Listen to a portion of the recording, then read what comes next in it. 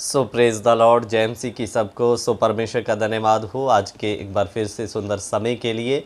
परमेश्वर के नाम की महिमा हो। सो आइए हम लोग थोड़ा समय परमेश्वर का पवित्र वचन सीखने के लिए जा रहे हैं। सो प्रभु का धन्यवाद हो।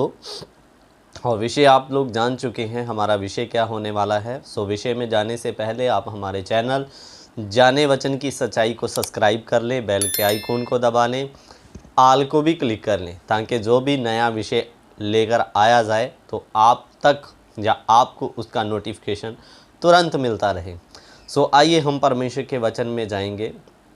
सो मेरे प्यारो, आज मैं आपके बीच में प्रभु यीशु मसीह के जीवन की एक फ्रेम या एक फ़ोटो रखने के लिए जा रहा हूँ।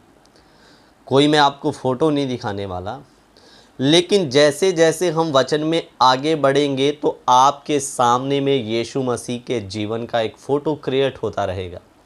यानी कि एक फ़िल्म आपको आज प्रभु यीशु मसीह के जीवन की दिखाई देगी कि कैसे प्रभु यीशु मसीह ने हमसे प्रेम किया, कैसे कैसे उसने हमारे लिए दुख उठाए।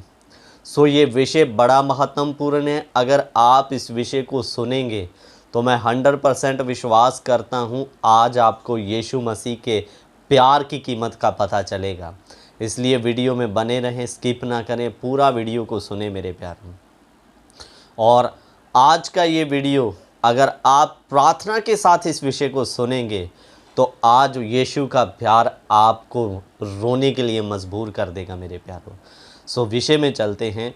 सो मेरे प्यारों, बहुत बार मैं आपस में जब लोगों के बीच में विचरता हूँ, गुजरता हूँ, तो बहुत सारे लोग कहते हैं हमारे गुरुओं पीरों पैगंबरों ने बहुत सारी कुर्बानियाँ की, तुम्हारे यीशु मसीह ने क्या किया? सिर्फ क्रूस पर 2 कीलें तो ही लगवाई है। सो मेरे प्यारों, लेकिन आज हम यीशु मसीह के दुखों के बारे में थोड़ा वर्णन करेंगे, जिसमें हमारे लिए प्रभु यीशु मसीह का प्रेम छिपा हुआ है मेरे प्यारों।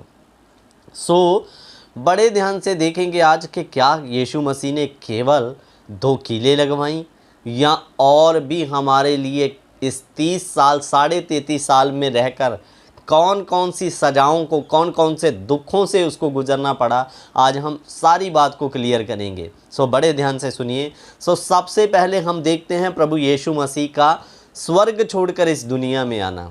सो मेरे प्यारों, बहुत बार हम वचन पढ़ते तो हैं, लेकिन वचन की पीछे में जो दुख या हालात है उस पर हमारा ध्यान कम जाता है। सो मैं आपको बता दूं, जिस समय प्रभु यीशु मसीह का जन्म होना था, सो राजा ने मर्दशुमारी के लिए ऐलान किया, जिसको कहते हैं हिंदी में जनगणना। तो जनगणना करवाने के लिए, जैसे आजकल तो गांव-गांव में जनगणना करने वाले आ जाते हैं, लेकिन उस समय गांव से शहर को जाना पड़ता था, जिसमें कई किलोमीटर का सफ़र तय करना पड़ता था।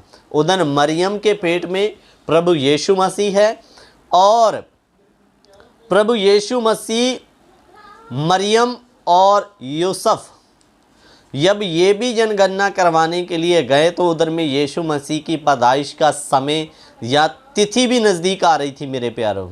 सो जनगणना होने के कारण जो उस नगर में जहाँ जनगणना हो रही थी, सब सराएं बुक थी, सब जो हो सकता है थोड़ा बहुत रूम पैसे में मिलते हो, वो भी सब के सब बुक थे।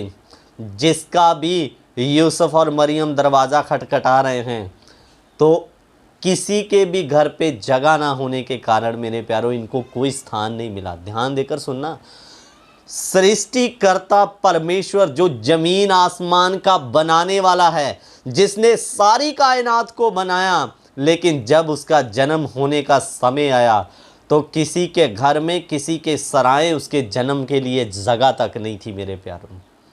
ध्यान देकर, जिसने स्वर्ग को बनाया, आसमान को बनाया, पृथ्वी को बनाया, जब वो यीशु इस धरती पर आ रहा है तो उसके जन्म लेने के लिए धरती पर किसी के घर में जगह खाली नहीं है। यहाँ भी यूसुफ पूछता है, नहीं हमारे यहाँ जगह नहीं है, जगह फुल हो चुकी है। सो मेरे प्यारों, बाइबल के जो बड़े बड़े ज्ञानी और इतिहासकार बताते हैं, सो प्रभु यीशु मसीह का जन्म हमें लगता है चरनी में हुआ, लेकिन चरनी में नहीं, यीशु मसीह का जन्म चलते चलते बीच चौराहे में हुआ मेरे प्यारों। इसके लिए कोई अगर बाइबल में आप प्रूफ मांगोगे तो प्रूफ नहीं है, लेकिन बड़े बड़े फिलोसफर, बड़े बड़े इतिहासकार बताते हैं। फिर जब बच्चा हो गया, प्रभु यीशु मसीह की पैदाइश हो गई, तो किसी व्यक्ति को तरस आया तो उसने कहा कि सराय या घरों में तो जगह नहीं है, ऐसे करो, हमारे जानवरों का एक बाड़ा है, वहाँ पर आप बच्चे को ले जाओ और वहाँ पर जानवरों के साथ इनको, माँ और बेटे को गरमाइश भी मिलेगी करके। मेरे प्यारों, बीच चौराहे में जन्म होने के बाद में जगह ना होने के कारण जानवरों के बाड़े या जानवर जहाँ रहते थे उस जगह पर जाकर मरियम और यीशु, प्रभु यीशु मसीह को रहना पड़ा मेरे प्यारों। सो कहने का मतलब जो चरनी वाला हम बोलते हैं, तो उसका मतलब जन्म होने के बाद में वह उस तबेले या उस बाड़े में यीशु मसीह को रखा गया मेरे प्यारों। सोचकर देखिए, ज़मीन आसमान का मालिक होकर मेरे और आपके लिए उसको जन्म लेने के लिए भी जगह नहीं है। वो चाहता तो किसी राजे के घर पैदा हो सकता था, किसी महल में पैदा हो सकता था, लेकिन नहीं, यीशु मसीह सबसे इस दुनिया में, इसीलिए लिखा ना, उसने अपने आप को शून्य किया, जीरो किया, और मेरे प्यारों वो ज़मीन आसमान का मालिक होकर, राजा होकर, एक कह सकते हैं कि जानवरों के तबेले में उसको रहने के लिए जन्म के समय में जगह मिला मेरे प्यारों। सो उसके बाद में यीशु मसीह, यहीं पर कहानी ख़त्म नहीं हुई। कहने का मतलब उसका पहले अगर दुख की बात करें, ज़मीन आसमान का मालिक होकर रहने के लिए भी जगह नहीं है, ये उसका प्यार नहीं तो और क्या है मेरे प्यारों। फिर दूसरे हम देखते हैं, अब वो धरती पर आ गया, धरती पर आ तो गया, लेकिन बदनामी उसका पीछा नहीं छोड़ रही है। सो ये जो बात मैं आपके साथ करने के लिए जा रहा हूँ, बड़ी ही गंभीर बात है, बड़े ही ध्यान देकर सुनिए। सो धरती पर आने के बाद में तो भी दुखों ने उसका पीछा नहीं छोड़ा, बदनामी ने उसका पीछा नहीं छोड़ा। अभी मेरे साथ आप पढ़िए मरकुस की किताब 6 अध्याय, मरकुस 6ठा अध्याय। इधर में क्या क्या बातों का यीशु मसीह को सामना करना पड़ रहा है, ध्यान देकर सुनना। तो मरकुस 6ठा अध्याय 1 से हम पढ़ेंगे, ठीक है। वहाँ से निकलकर वह अपने देश में आया और उसके चेले भी उसके पीछे थे। ये यीशु की बात हो रही है। वहाँ से निकलकर जब वो अपने देश आया तो उसके चेले भी उसके पीछे गए।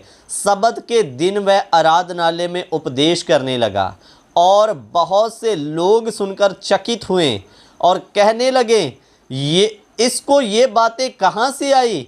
ये कौन सा ज्ञान है जो उसको दिया गया? जब वो आराधनालय में प्रचार करने लगा तो अनोखी बातें जब लोगों को सुनने में मिली तो लोग कहने लगे, ये ज्ञान इसको कहाँ से मिला? ये कौन से ज्ञान की बातें करता है करके।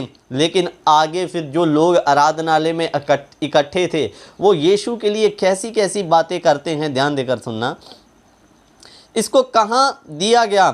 कैसे सामर्थ के काम इसके हाथों से प्रकट होते हैं। 3 वचन, क्या यह वही बड़ाई नहीं जो मरियम का पुत्र? इधर में पहले लोग चर्चा करने लगे कि इसके हाथ से ये सामर्थ के काम कैसे होते हैं, ये कौन सा ज्ञान देता है, ऐसा अनोखा ज्ञान।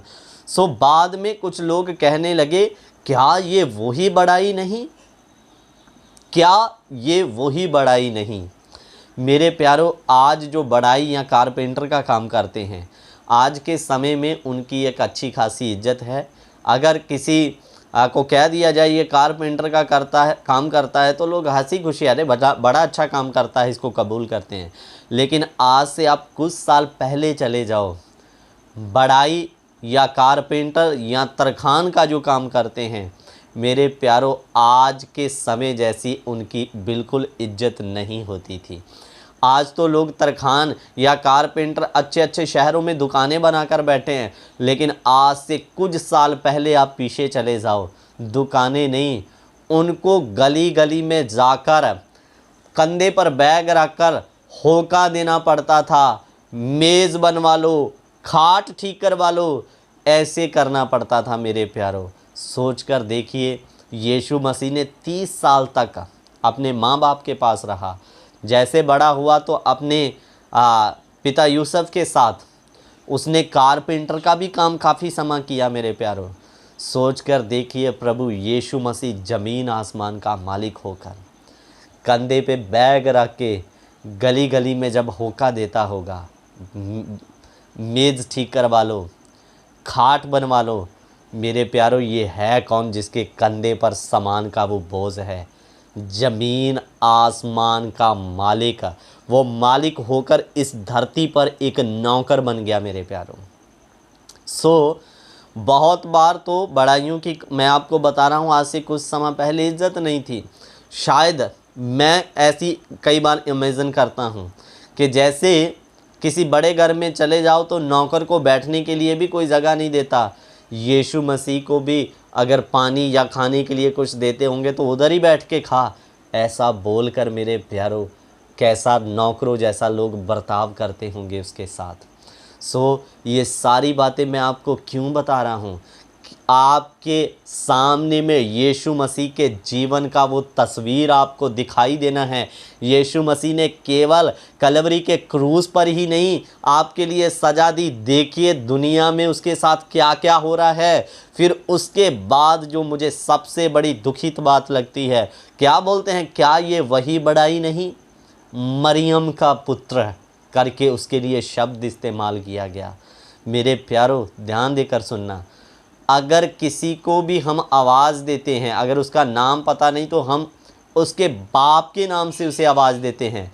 फलाने के लड़का इधर आ, फलाने की लड़की इधर आ।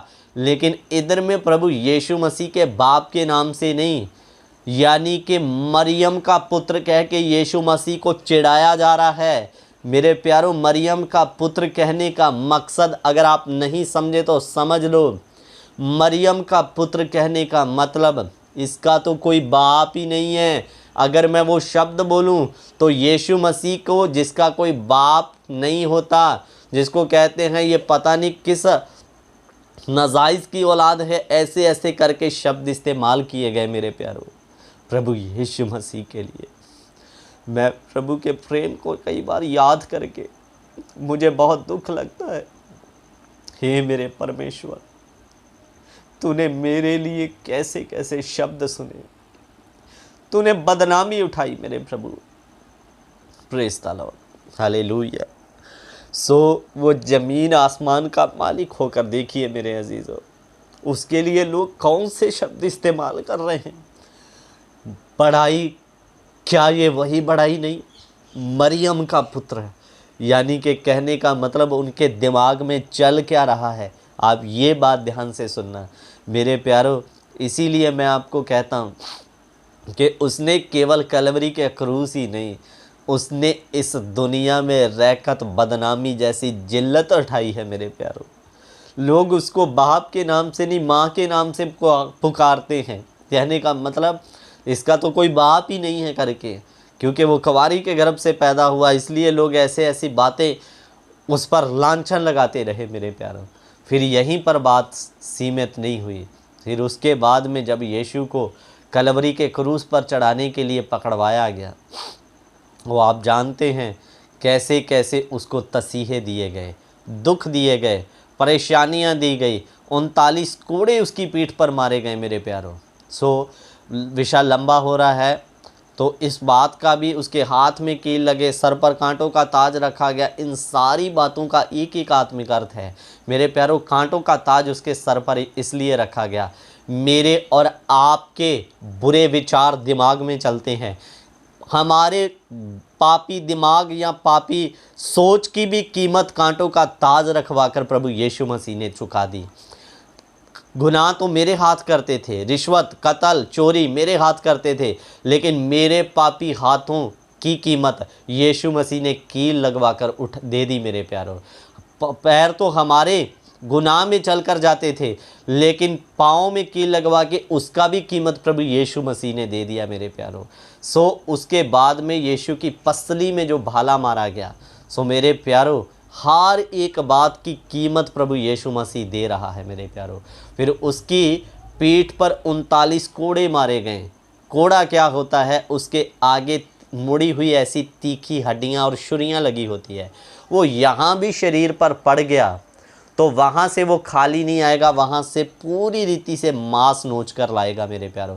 और यीशु मसीह के जब 39 कोड़े लगे तो मेरे प्यारों इतिहासकार या फिलॉसफर बताते हैं कि यीशु मसीह के शरीर का सारा मांस निकल गया था, हड्डियां तक दिखने लग गई थी।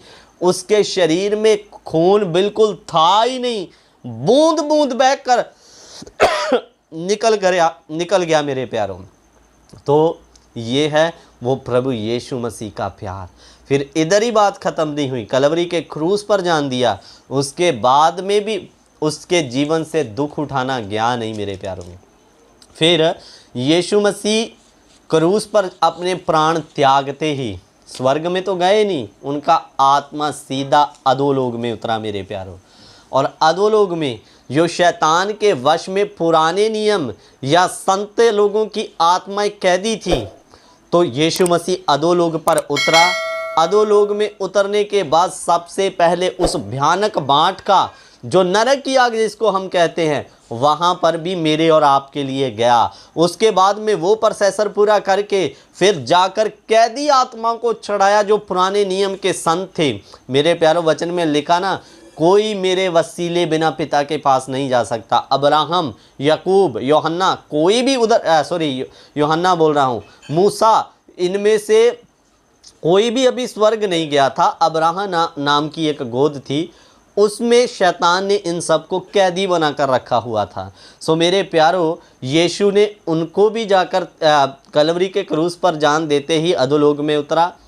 उधर में जाकर उन कैदी आत्माओं को प्रचार किया, छुड़ाया, और सारे जो शैतान के हाथ में चाबियां थी, अधिकार थे, उनको छीना और वापस लेकर दोबारा तीसरे दिन अपने शरीर में वापस आया। तो मरियम जब उसको ढूंढने के लिए गई तो यीशु कहता है, तो अभी मुझे मत छूना, क्योंकि मैं पिता के पास नहीं गया। पिता के पास नहीं गया तो किधर गया? अधोलोक में उतरा। उसके लिए मैं आपको एक प्रूफ देना चाहता हूँ।